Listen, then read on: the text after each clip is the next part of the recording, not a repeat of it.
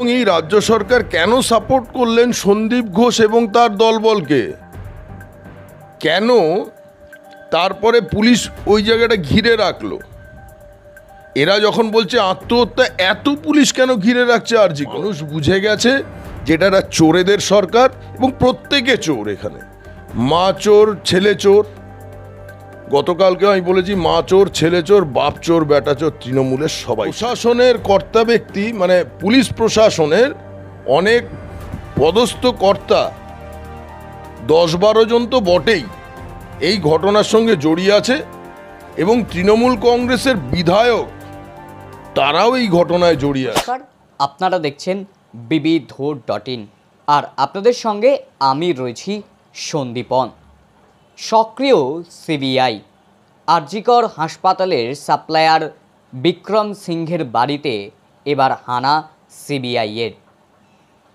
বিচার লক্ষ্য নয়, আরজিকর কাণ্ড নিয়ে গণ্ডগোল পাকানোই লক্ষ্য বিজেপির, এমনটাই দাবি করছে তৃণমূল। ইত্যাদি বিষয়ে প্রশ্নের উত্তর খুঁজতে আমরা চলে এসেছি বিজেপি নেতা মৃণাল মুখার্জির কাছে। দাদা, প্রথমে আমাদের চ্যানেলে আপনাকে স্বাগত। নমস্কার।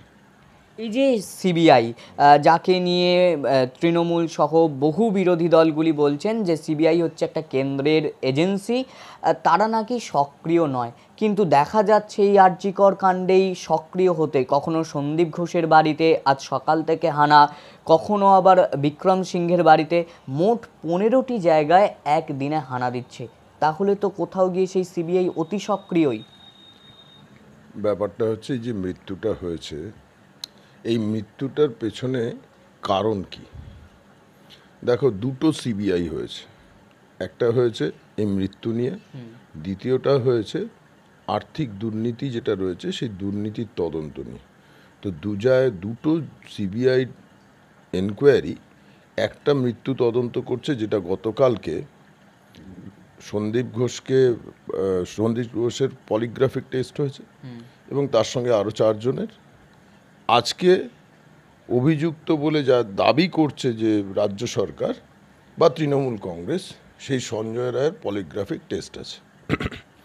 এখন এই একটা আলাদা সাবজেক্ট। আরেকটা হচ্ছে যে আক্তার আলী না কি নাম ভদ্রলোকের, যে ডেপুটি সুপার, তার যে মামলা হয়েছিল সেই মামলায় কলকাতা হাইকোর্ট সিবিআই তদন্ত দিয়েছে। তো দুরকম তদন্ত হচ্ছে, এবং এই মৃত্যুটার পেছনে যে কারণগুলো বলা হচ্ছে বারবার করে, সেখানেও কিন্তু দুর্নীতি এবং নির্যাতিতা বা তিলোত্তমা, তুমি যাই বলো, যাকে হত্যা করা হলো, সে এই জিনিসটা জেনে ফেলে এই দলটার সাথে একসাথে আসতে পারেনি, মেরুদণ্ডটা সোজা রেখেছিল। সবার তো মেরুদণ্ড বিক্রি হয় না। আজকে এই ডাক্তার, এই মহিলার অন্তত সে নিজের মেরুদণ্ডটা সোজা রাখতে পেরেছিল বলে তাকে মরতে হয়েছে। এবং রাজ্য সরকার প্রথমে আত্মহত্যা বলে চালানোর চেষ্টা করে। যখন দেখে এই প্রেশারটা বেড়ে গেছে, তখন তারা মৃত্যু হয়েছে এবং তার তদন্ত করতে সিট গঠন করে পুলিশকে নামিয়েছে। এইখানে আত্মহত্যাটা বলল কেন? গতকালকে যেটা সুশান্ত রায়, যে উত্তরবঙ্গ লবি বলে যাদের, যিনি আইএমের সহসভাপতি, তার তো এখানে আসার কথা নয়। সে হঠাৎ করে সকাল 10টা সাড়ে 10টার মধ্যে কি করে আরজি করে পৌঁছলো? এবং সেখানকার অনেক ডাক্তার বলেছে যে এই যে সমস্ত লোককে আরজি করে দেখা যাওয়া উচিত নয় বা দেখা যাওয়ার কথা নয়, তারা দীর্ঘক্ষণ ধরে সঞ্জয় ঘোষের চেম্বারে বসে মিটিং করেছে। এরা কেন এসছে? এই যে যারা বাইরে থেকে এসছে বা বিভিন্ন পুলিশ কর্তা এসছে, যখন এদেরকে নির্যাতিতার পরিবারকে জানানো হচ্ছে প্রায় 11টা, এই সময় তাদেরকে বলা হয়েছে আপনার মেয়ে আত্মহত্যা করেছে। অথচ সুশান্ত রায়ের বক্তব্য অনুযায়ী সকালবেলায় 10টার কিছু আগে পরে সময়টা উনি বলতে পারছেন না, তিনি জেনে গেলেন যে একটি মেয়ের মৃত্যু হয়েছে, এবং স্পেসিফিক্যালি বললেন ধর্ষণ এবং খুন হয়েছে। তাকে যখন বলে আছে আপনি তো উত্তরবঙ্গের লোক, আপনি এখানে এলেন কি করে, বলল কলকাতা মেডিকেল কলেজে একটা ব্লাড ডোনেশন ক্যাম্প ছিল সেই জন্য আমি এসছি। আর সেখান থেকে তিনি আরজি করে পৌঁছে গেলেন। অসঙ্গতিটা কোথায় দেখুন। এই যে অসঙ্গতি, একটা মৃত্যু, একটা খুনকে আত্মহত্যা বলে চালাবার প্রচেষ্টা কেন করলেন রাজ্য সরকার, এবং এই রাজ্য সরকার কেন সাপোর্ট করলেন সন্দীপ ঘোষ এবং তার দলবলকে, কেন তারপরে পুলিশ ওই জায়গাটা ঘিরে রাখলো। এরা যখন বলছে আত্মহত্যা, এত পুলিশ কেন ঘিরে রাখছে আরজি কর? এই প্রশ্নগুলোই তো মানুষ তুলছে। এই একটা তদন্ত চলছে, পলিগ্রাফিক টেস্ট হচ্ছে। অদ্ভুত জিনিস, এই যে সঞ্জয় রায় যাকে বললো আমরা মূল অভিযুক্তকে 24 ঘন্টার মধ্যে ধরে ফেলেছি, যে সঞ্জয় রায় বলছে আমাকে ফাঁসি দিয়ে দিন, যে মুহূর্তে ওকে আদালতে তোলা হলো, সিবিআইয়ের কাছে গেল, সে তখন বলছে কি যে আমি কোনো কিছু জানি না। এবং পলিগ্রাফিক টেস্ট করতে গেলে যে অভিযুক্তের বিরুদ্ধে পলিগ্রাফিক টেস্ট হবে তারও সম্মতি থাকা প্রয়োজন থাকে। শিয়ালদা কোর্টে যখন পলিগ্রাফিক টেস্টের জন্য তাকে তোলা হয়েছে, যখন জাজ জিজ্ঞেস করেছে, বলছে আপনি পলিগ্রাফিক টেস্ট করুন, আমি কিছু জানি না, আমি দোষী নই, এটাতেই প্রমাণ হয়ে যাবে। তাহলে যে সঞ্জয় রায় বলছে আমাকে ফাঁসি দিয়ে দিন, যখন কলকাতা পুলিশ বা রাজ্য পুলিশ ধরছে ওকে, ঠিক উল্টো কথাটা বলছে যখন সিবিআই ধরছে। তার মানে কোনো একটা জায়গায় অসঙ্গতি আছে যেটা রাজ্য সরকার প্রকাশ করতে চাইছে না, সেই জায়গা থেকে ভয় পাচ্ছে। আর উল্টো দিকে যখন সিবিআই এনকোয়ারি যেটা হয়েছে, এই যে এতগুলো জায়গায় একযোগে সিবিআই গেল, স্বাভাবিকভাবে এনকোয়ারি হলে তো যাবেই। এবং আর্থিক দুর্নীতি ঢাকবার জন্য এই রাজ্য সরকার 14 মাস আগে যে অভিযোগ করেছিলেন আক্তার আলী, তার রেসপেক্টে তারা এফআইআর করছে কবে? গত 3 দিন আগে। গত 3 দিন আগে এফআইআর করার সঙ্গে সঙ্গে সিট গঠন করে ফেললেন। কারণ কি? এই সিট গঠন করাটা দেখুন, যে যখন 2012 সালে সারদা কাণ্ড হয়, তখন কিন্তু একইভাবে এফআইআর করে সঙ্গে সঙ্গে সিট গঠন করেছিলেন। তখন কে ছিল সিটে? এই রাজীব কুমার ছিল আর অর্ণব ঘোষ ছিল। রাজীব এবং অর্ণব এই দুজনকে দিয়ে সিট গঠন করিয়ে এটা চলতে থাকে। আর তারপরে এই সিট কী করে, সমস্ত যে তথ্য প্রমাণ লোপাট করার চেষ্টা করে, সেটা আমরা সেই সময় দেখেছিলাম।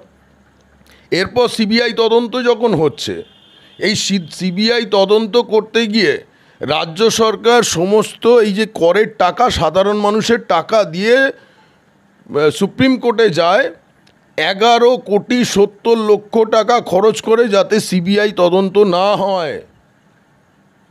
অথচ যখন সিবিআই তদন্ত হলো তখন এরা তথ্য প্রমাণ দিতে পারলো না। মানে আপনার কথা প্রসঙ্গে বলতে হয়, তার মানে কি রাজ্য সরকার কোথাও গিয়ে দুর্নীতিতে যারা আমি বারবারই বলছি, এই রাজ্য সরকার দুর্নীতিগ্রস্ত সরকার এবং প্রথম থেকেই এরা দুর্নীতি করে এসছে। মানে আশ্রয় দিচ্ছে কি কোথাও গিয়ে দুর্নীতিতে?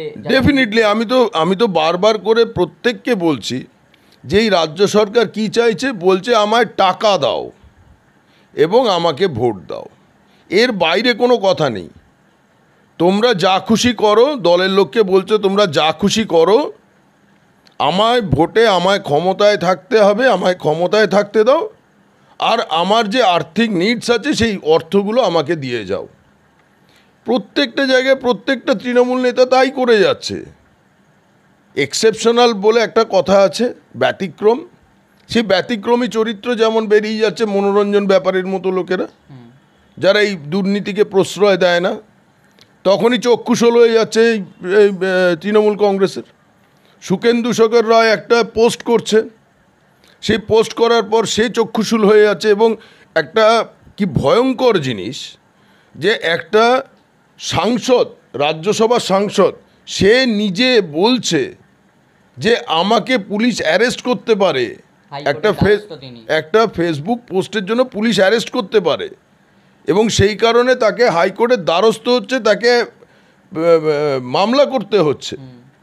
এরপরও সে ভয় ভীতিতে রয়েছে।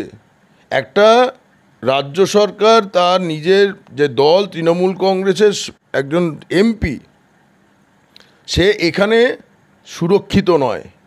একজন আমরা দেখেছি একজন সুপ্রিম কোর্টের বিচারপতি, তিনি বলছেন এই এই রাজ্যে তার পরিবারের বাস, তাই আমরা রাজ্য সরকারের মামলা শুনব না।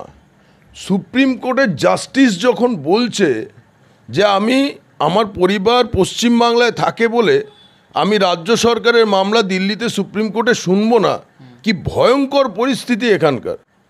এই রাজ্য সরকারের ওপর একটা সুপ্রিম কোর্টের জাজ আস্থা রাখতে পারছে না, ভীত সন্ত্রস্ত। তাহলে এই দুর্নীতিটা জ্বর কোথায় গেছে?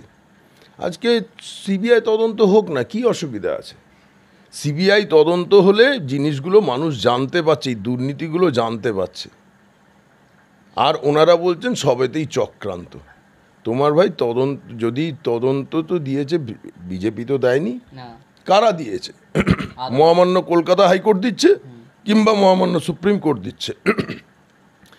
ওখানে গিয়ে সুপ্রিম কোর্টের হাইকোর্টের এত সময় নেই যে এই সমস্ত মামলাগুলোকে দেখে সিবিআই তদন্ত করতে বলে। কপিল সিব্বল যে সমস্ত কথা বলেছেন সুপ্রিম কোর্টে 3 সদস্যের ডিভিশন বেঞ্চ তাতে সন্তুষ্ট নয়, তবেই তো সিবিআই দিয়েছে। এবং রাজ্য সরকারের যে তথ্য, মানে ওয়েবসাইটে আরজি কর নিয়ে যে তথ্য আপলোড করা হয়েছে, আর সুপ্রিম কোর্টে কপিল সিব্বল যে তথ্য দিয়েছেন, তার মধ্যে বিস্তর অসঙ্গতি। কেন? এটা বলুন তৃণমূল নেত্রীকে বলতে, কেন এই অসঙ্গতি? আজকে শুধু বলছে বিজেপির চক্রান্ত। বিজেপি এখানে কোনো কাজ করছে, কিচ্ছু করছে না এসব নিয়ে। মামলা হয়েছে সুপ্রিম কোর্ট, হাইকোর্ট, এরা সিবিআই তদন্ত দিচ্ছে। ওখানে বিজেপি গভর্নমেন্ট, নরেন্দ্র মোদী, অমিত শাহ দিচ্ছে না। এটা ওনার মাথায় রাখা দরকার। মানুষ বুঝে গেছে যেটা একটা চোরেদের সরকার, এবং প্রত্যেকে চোর এখানে। মা চোর, ছেলে চোর। গতকালকে আমি বলেছি মা চোর, ছেলে চোর, বাপ চোর, বেটা চোর, তৃণমূলের সবাই চোর। এই যে তৃণমূল অভিযোগ করছে যে আরজি কর কাণ্ড নিয়ে যা কিছু হচ্ছে তার বিচারের লক্ষ্য নয় বিজেপির, শুধুমাত্র লক্ষ্য আরজি কর নিয়ে গন্ডগোল পাকানো, মানে নিজেদের স্বার্থ সিদ্ধি করা বলা চলে। বিচারের যদি লক্ষ্য হতো, রাজ্য সরকারের যদি বিচারের লক্ষ্য হতো, যদি সত্যি নির্যাতিতাকে তার বিচারটা দিতে চাইতো, তাহলে আত্মহত্যা বলে চালাতো না, বাড়িতে 10 লক্ষ টাকা দিতে সিএম পৌঁছে যেত না। ওর বডিটা সকালবেলায়, ভোরবেলা 3:30 থেকে 4টের মধ্যে মারা গেছে। সুশান্ত রায় জেনে গেছে 10:10 বা 10টার আশেপাশে। সুশান্ত রায় জেনে গেছে যে আইএমের সহসভাপতি যে ডেথ। 9:25-এ জেনেছে সন্দীপ ঘোষ। খবর দেওয়া হলো কাকে? 10:20-তে খবর দেওয়া হলো টালা থানাকে যে আনকনসিয়াস বডি। টালা থানা এলো কটার সময়? 11:30টার সময়। তখনও বলছে আত্মহত্যা করেছে। অথচ আইএমের সহসভাপতি সুশান্ত রায় জেনে গেছে যে মারা গেছে। আমি আপনাকে বলছি, তদন্ততে ভয় পাচ্ছে পশ্চিমবঙ্গের মাননীয় মুখ্যমন্ত্রী এবং তৃণমূল কংগ্রেস। এতে বহু লোক জড়িত আছে। আমি যেটুকু খবর পাচ্ছি তাতে অন্তত 6 থেকে 7 জন স্বাস্থ্য দপ্তরের ডাক্তার জড়িয়ে আছে, এবং প্রশাসনের কর্তা ব্যক্তি, মানে পুলিশ প্রশাসনের অনেক পদস্থ কর্তা, 10-12 জন তো বটেই, এই ঘটনার সঙ্গে জড়িয়ে আছে। এবং তৃণমূল কংগ্রেসের বিধায়ক, তারাও এই ঘটনায় জড়িয়ে আছে। আচ্ছা বলুন তো, ওখানকার লোকাল এমএলএর নাম হচ্ছে অতীন ঘোষ। অতীন ঘোষকে যে কোনো জায়গায় যখন তখন দেখা যায়, কিছু হলেই অতীন ঘোষের মুখটা দেখা যায়। এলাকার বিধায়ক একটা কথা বলছেন না কেন? একবারও ওখানে পৌঁছননি কেন? অতীন ঘোষ একসময় ছিলেন এমআইসি স্বাস্থ্য। অতীন ঘোষ পরে হন কলকাতা কর্পোরেশনের ডেপুটি মেয়র, এখন কাশীপুর বেলগাছিয়া যেখানেই আরজিকর সেখানে বিধায়ককে একবারও দেখা যাচ্ছে না, একটা শব্দ ব্যবহার করছেন না। উনি যথেষ্ট প্রভাবশালী। না, আরজি করে তাকে দেখা গিয়েছিল একবার, যখন মানে আন্দোলন চলছিল জুনিয়র ডাক্তারদের, সেই সময় গেটের বাইরে তিনি এসে বলেছিলেন যে আন্দোলন তুলে নেওয়ার কথা। আন্দোলন তুলে নেওয়ার কথা একবার বলেছেন, কিন্তু এই ঘটনায় তার সক্রিয় ভূমিকা নেই, সেইভাবে নেই, চোখে পড়ছে না। ওনার সক্রিয় ভূমিকা আছে, আস্তে আস্তে তদন্ত হোক, আপনারা সব জানতে পারবেন, মানুষ জানতে পারবে, আমরাও জানতে পারবো কী ভূমিকা তার ছিল। এবং এখানে আইএমের যে সম্পাদক তিনি কোথায়?